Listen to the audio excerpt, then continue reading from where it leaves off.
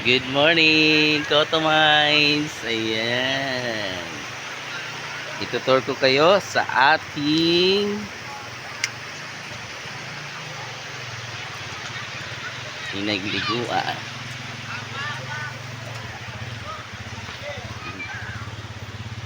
Nakamotor lang sila.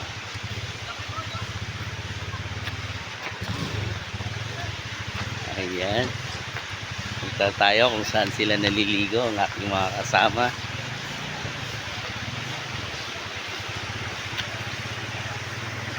Oo, bababa na tayo. Napakalamig na tubig, pero napakasarap. Fresh na fresh. Ayan. Oh, kita nyo naman. Ang ganda. Diba? Sa gustong